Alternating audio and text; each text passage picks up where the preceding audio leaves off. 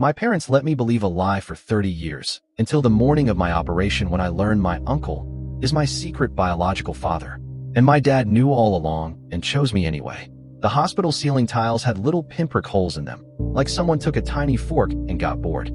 I stared up at those holes while a nurse checked my wristband for the third time, like my name might change if she blinked wrong. My gown was open in the back. My hair was stuffed into a net. My hands smelled like antiseptic and fear. "Okay, Naomi," the anesthesiologist said, cheerful in a way that felt illegal. "Any last questions?" I was 30, old enough to sign my own consent forms, young enough to still want my mom when things got scary. My mom stood near the bed with her purse clutched against her stomach like armor. She'd been making small talk for an hour. Weather, parking, how the coffee here tasted like sadness. But her eyes kept drifting to the doorway, then away, like she was afraid a specific person might walk in. When the nurse left, Mom suddenly leaned in. "Naomi," she said, "I need to talk to you alone. Right now." My stomach tightened, not in a dramatic way. More like my body already knew what words were coming and tried to fold itself smaller to make room for them. "I'm alone," I said, forcing a smile. "I'm literally in a net." "It can't be here," she whispered, voice too soft for how urgent it was. "Please." She grabbed my four-pole and steered my bed down the hall like she'd done it before. We passed families huddled around vending machines, a little kid in dinosaur pajamas, a man crying into his hands. The whole floor smelled like warm plastic and resignation. Mom stopped at a supply closet. She looked both ways, then pushed the door open. Inside, it was cramped and dim, with stacks of folded sheets and boxes labeled in black marker. Mom closed the door behind us, and suddenly the hallway noise disappeared, like someone turned down the volume on the world. She stood there breathing too fast, and I could hear the rasp of it. "Mom," I said carefully, because this was not the energy you bring to a surgery. "What is happening?" Her eyes filled, but she didn't let the tears fall. She just stared at my face like she was trying to memorize it in case the operation went wrong. "If anything happens," she said, "you deserve to know who you are." I laughed once, because my brain didn't have a better reflex. "I'm Naomi," I said. "I work in HR, I drink iced coffee in winter, and I cry at dog commercials. We good?" Mom flinched like I'd slapped her. Then she said the sentence that made every hole in the ceiling tile suddenly feel like it was staring back. "Your father, the man who raised you, isn't your biological father." I didn't scream. I didn't drop into some movie moment. I just felt empty, like my lungs forgot what their job was. I heard myself say, quiet and flat, "What?" Mom swallowed hard. "You have a biological father," she continued. He's someone you already know." The closet felt smaller. "Who?" I said slowly. "Do I already know?" Mom's mouth trembled. "David." My brain tried to assemble that name into something harmless. David. A million Davids existed. A David from work. A David from high school. But there was only one David in our family universe. David Callahan. My parents' best friend. The man who brought over casseroles when my grandma died. The man who always showed up early to barbecues and stayed late stacking chairs. The man who called me kiddo, even when I was 29. My mom put a hand to her chest, like confessing hurt physically. And then she said, like she was ripping off a bandage that had fused to skin, "David is your biological father." My first thought was stupid. Not poetic. Not profound. It was, no. Because if that was true, then every memory I owned had been sitting in the wrong file folder. I stared at my mother in the closet, and she looked older than she had in the waiting room, like the fluorescent lights had finally told the truth about her. "You're saying," I began, and my voice sounded like it belonged to someone else. "You're saying Dad isn't my dad." "Your dad is your dad," Mom said quickly, almost panicked. "The man who raised you, he is your father." "He." "No," I cut in softer now. "Don't fix it with definitions. Just tell me what happened." Mom closed her eyes for a moment. When she opened them again, the tears were finally there. "I was 23, she said. "Your dad and I were newly married. We were struggling. Money, stress, everything. And David was around constantly, helping, listening. He always listened." I pictured David's steady presence, how he'd always seemed like the calm adult in the room, even when everyone else got loud. That memory suddenly turned sharp. "Dangerous. We made a mistake," Mom whispered. "One night. It wasn't romantic the way it sounds. It was messy, lonely, a stupid, selfish night." My heart thumped hard once, like it wanted out. "And then I got pregnant," she continued, eyes fixed on the floor. "And your dad? He wasn't." She stopped, like the word hurt. "We were told he probably couldn't have children." I blinked. That was new. That was not part of my family story. "You never told me that," I said. Mom flinched again. I know. I gripped the edge of the blanket on my lap, so hard my knuckles went white. It was the only thing in my control, the only thing I could hold. So you cheated? I said, not accusing, just stating. And you got pregnant. And you told Dad it was his. Mom's face twisted like she'd been expecting me to throw something. No, she said. No, Naomi. She took a shaky breath. He knew. My mind stalled. What? Mom stepped closer, her voice almost breaking. He knew from the very beginning, she said. Before you were even born. The closet tilted. Not literally, but my body reacted like it did. Like gravity suddenly negotiated new terms. I searched her face for a punchline. For the moment she'd say, just kidding, stress does crazy things. Let's go get you operated on. But there was no joke. Just my mother's guilt, aged and heavy, finally handed over. You're telling me, I said slowly. Dad knew I wasn't his, and he stayed. Mom nodded. He chose you, she whispered. He chose to raise you as his. Something in me cracked, not loud, not dramatic. It was quieter than that, like a seam giving up. I thought of my dad's hands, big, rough, always warm. I thought of the way he used to tuck the blanket around my feet when I fell asleep on the couch. Like even unconscious, I deserved comfort. And now my brain offered me a question I didn't want. If he always knew, why did everyone live like they didn't? After Mom said it, the closet filled with the kind of silence that has weight. The air felt thick, like it didn't want to move. I didn't cry. I couldn't. My emotions were stuck in traffic somewhere far away. Instead, my brain started doing that cruel thing brains do. Pulling up old footage, but with new subtitles. There was a memory. I'm 5, sitting on the kitchen floor, my dad kneeling beside me with a flashlight because I was convinced a monster lived under the fridge. He shined the beam back and forth and said, no monsters, just dust bunnies. And I can take those. At the time, I believed him with my whole body. Now, in the closet, I wondered what else he'd been shining a flashlight on. What else he'd been fighting in the dark for me. Another memory, 3rd grade, science fair. I made a volcano that didn't erupt.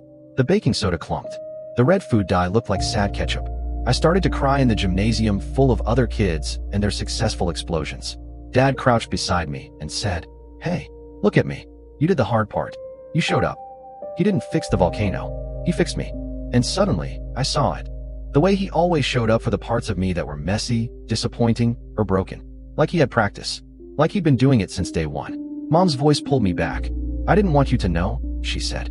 Not because you're something to be ashamed of. Never that. But because it was stable. It was your life. And we were afraid to ruin it. You didn't want to ruin it, I echoed, tasting the words. So you built it on a lie. Mom wiped her cheek with the back of her hand. Your dad said the truth wasn't for you, she whispered. It was for him to carry. I stared at her. And David? Mom winced. David wanted a different arrangement. At first. My jaw tightened. What does that mean? It means he wanted to be involved, Mom said quickly. Not publicly, but he wanted to matter. I pictured David, always close but never quite inside the center. He stood to the side during family photos. He sat at the end of the table. He brought gifts, but didn't claim credit for my birthdays. Like someone allowed near the stage, but never given a microphone. And Dad said no. I guessed. Mom nodded, eyes shiny. Your dad said, either I'm her father, or I'm not. And if I am, then she deserves one story. One home. One name she can trust. I swallowed hard. Because there it was. The kind of quiet, stubborn love my dad always had. Love that didn't need applause. It just did the work. I looked down at my hospital bracelet. My name printed in black. My date of birth. My patient number. It felt weirdly official, like proof of a person.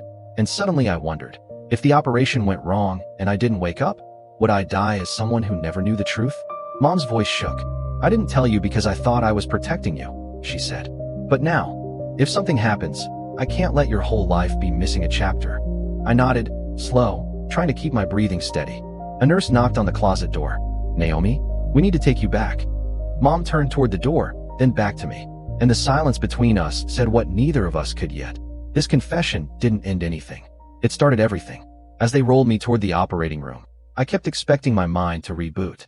To spit out an error message like, this information cannot be processed at this time. But it didn't. It just kept playing David's face over and over, like a screensaver I couldn't turn off. David had been in my life like wallpaper. Always there. Always familiar, never questioned. He was the guy who taught me how to drive a stick shift because my dad's patience had limits. David was the one who came to my college graduation when Dad got stuck in a work emergency and showed up breathless and apologetic, tie crooked, holding flowers. Back then, I'd thought, wow, Mom and Dad have such loyal friends. Now I thought, loyal to what? To whom? A nurse adjusted my blanket. You're doing great, she said, like I was climbing something. I wanted to tell her I'd just found out I'd been living inside a story written by other people. When they parked me in pre-op again, my dad walked in. My social father. My real father.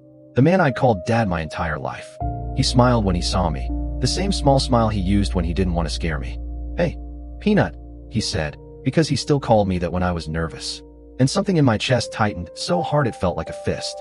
Mom stood behind him, pale, eyes swollen like she'd been crying in a bathroom. Dad squeezed my hand. You ready? He asked. I searched his face for a crack. For guilt. For anything that would make this easier. But he looked like himself. Steady, contained, calm. Like he could hold a storm without letting it spill onto the floor. I didn't know how to speak. Because what do you say to the man who chose you without telling you he was choosing? I tried anyway. Dad, I said, voice thin. Can you come closer? He leaned in immediately. No hesitation. I lowered my voice. Mom told me. I said. His eyes didn't widen. He didn't flinch. He didn't say what? Like people do when they're surprised. He just closed his eyes for a second, the way someone does when they've been carrying something heavy and they finally set it down. Then he opened them and looked at me with something that wasn't fear. It was tenderness, and exhaustion, and relief. Okay, he said quietly. Okay, that was it. Just, okay. Like this had always been waiting, and now it was happening. I felt my throat tighten. You knew? I whispered. Dad nodded once. How long? From before you took your first breath, he said. The nurse came in with paperwork. Dad nodded at her, signed where she pointed, his handwriting steady. Like the world wasn't cracking open. When the nurse left, Dad sat on the edge of the chair. I didn't want a day to be about that, he said softly. But I also didn't want you going under thinking there was something I'd never tell you if you asked. I stared at him. Why didn't you tell me? I asked. He exhaled through his nose, like he'd answered that question 1,000 times in his own head. Because you were a kid, he said. And kids shouldn't have to carry adult mess. I swallowed. And when I wasn't a kid anymore? Dad's gaze didn't move.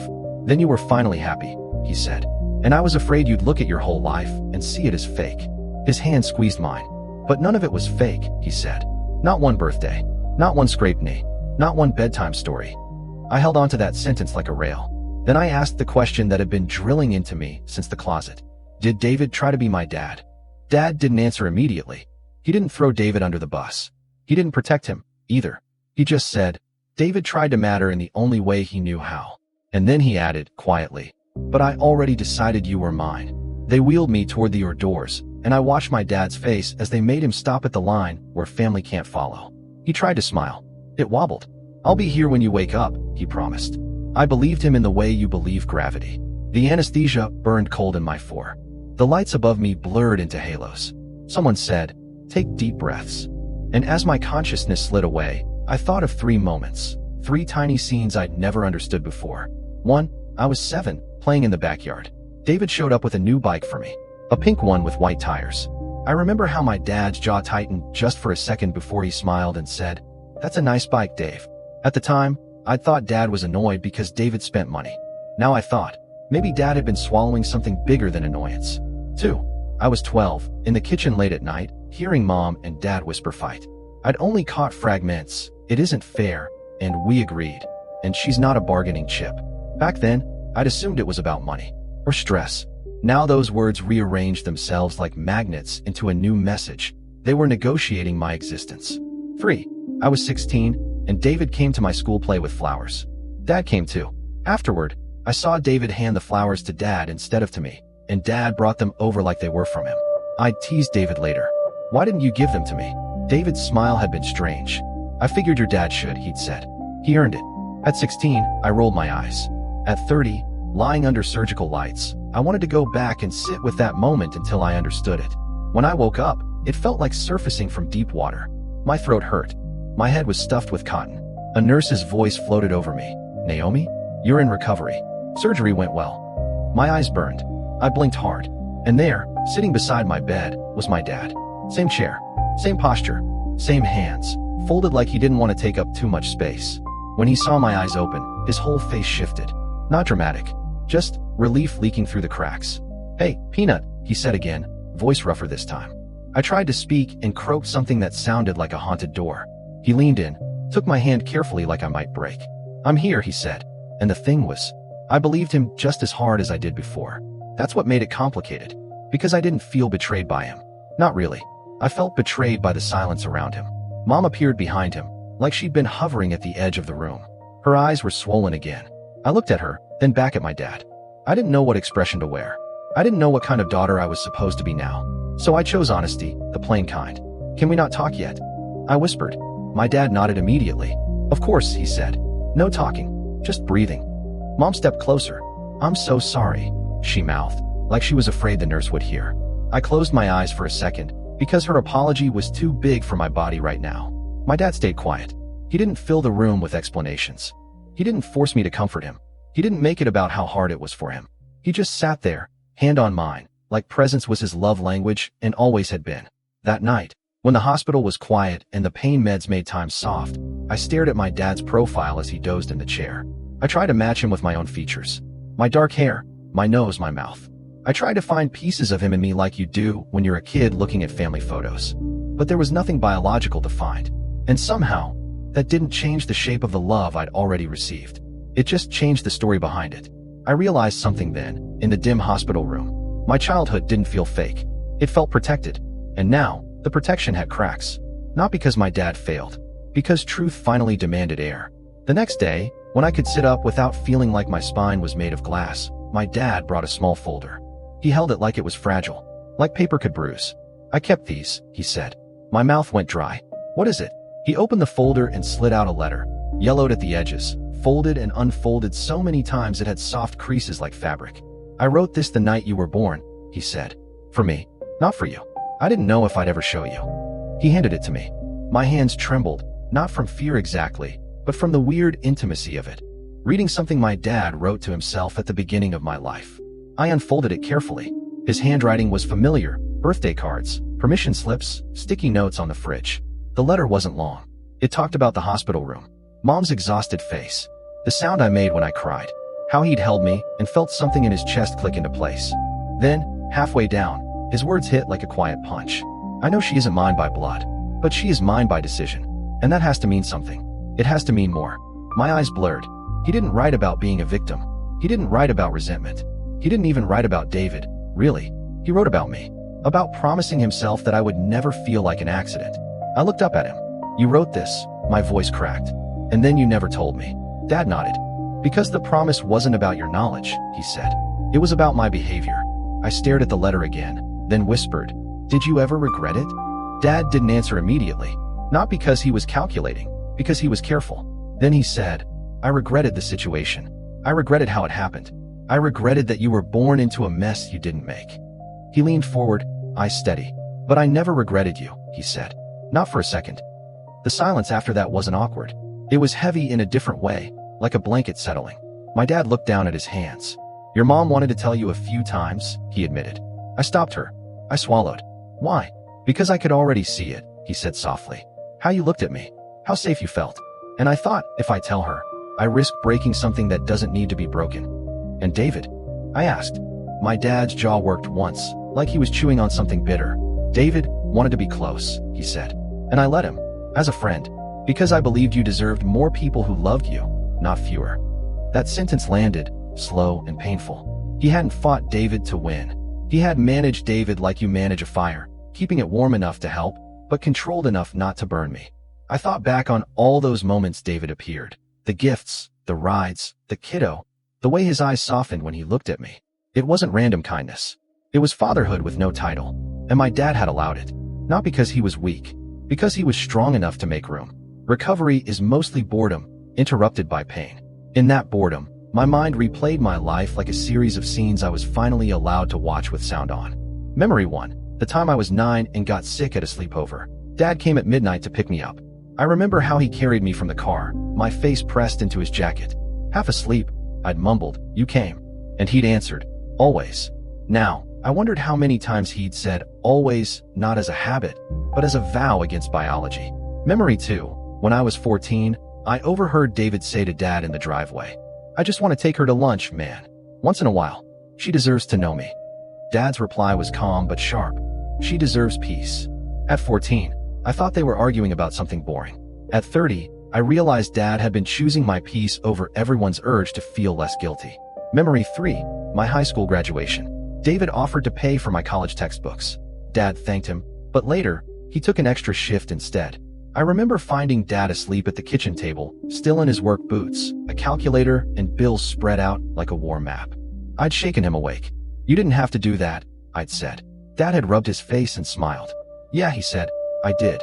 At the time, I'd rolled my eyes and told my friends, "My dad is stubborn." Now I realized he'd been stubborn about something sacred. He didn't want my life funded by guilt. He wanted my life funded by love. Every new meaning wasn't hysterical. It was quieter than that. It was like learning a song you've loved your whole life was written in a different key. Still beautiful, just different. And now you can't unhear it. On day 3, Mom finally sat beside me without hovering. She looked smaller than usual, like the confession had taken some of her height. "I have something," she said, pulling an envelope from her bag. My heart kicked once. "It's from David," she admitted. "He wrote it years ago. He asked me to give it to you if things ever came out." I took the envelope. My hands felt clumsy. The paper was thick, expensive. My name was written neatly on the front, Naomi. I opened it. Inside was a shorter letter than my dad's. Less poetic, more careful. David wrote that he'd wanted to be honest, but he also didn't want to harm me. He wrote that he'd been selfish, that he'd loved my mom in a messy way, and that he'd loved me in a quiet way he didn't have the right to demand. Then, near the bottom, he wrote, "Your dad is the best man I've ever known. He gave you a name and a life without asking you to pay for his pain. If you hate me, I understand. If you never want to see me, I understand. But please don't ever doubt that you were wanted." I stared at that line. Wanted. Not planned. Not clean. Not simple. But wanted. Mom washed my face like she was waiting for a verdict. I looked up at her. "Why now?" I asked. Her lips trembled. "Because I thought I'd lose you," she whispered. "And I realized, you might go through life never knowing that your father chose you on purpose." I didn't yell. I didn't explode. I just felt tired. "Mom," I said softly, "you didn't protect me. You protected yourself from my reaction." Her eyes filled again. She nodded, like she couldn't deny it. And then my dad, who had been listening quietly from the chair, said something that changed the temperature in the room. "That's enough," he said gently. Mom froze. Dad looked at her, not angry, just firm. "She's healing," he said. "And she doesn't have to fix our guilt for us." Mom's shoulders sagged. She wiped her face and whispered, "Okay." I stared at my dad. There it was again. The same pattern. When things got messy, he didn't make me hold it. He held it. That was the payoff, I realized. Not a dramatic exposure. Not a screaming match. Proof didn't come as a video or a DNA test thrown on a table. Proof was in the letters. In the consistent behavior. In the way my dad kept choosing me, even now, without performing it. He didn't need applause. He just needed me safe. 2 weeks later, I was back home, shuffling around my apartment like a newborn deer, clutching a pillow to my stomach when I laughed. Dad came over with soup and a bag of groceries, like he'd done 100 times before. He didn't treat me like a fragile secret. He treated me like his daughter. We sat on my couch. The TV was on mute. The afternoon light made dust look like glitter. I finally asked, "Are we going to talk to David?" Dad nodded once. "Only if you want to," he said. "Not because anyone deserves it. Because you deserve whatever closure feels right." I appreciated the way he said it. No pressure, no moral lecture. I stared down at my hands. "I don't hate him," I admitted, surprising myself. "I just don't know where to put him." Dad's mouth tightened in a sad little smile. "That makes sense," he said. "He doesn't fit neatly anywhere." I leaned my head back against the couch. "I keep thinking about the silence," I said. "All those years. All that pretending." Dad's gaze stayed on me. "It wasn't pretending for me," he said quietly. "It was committing."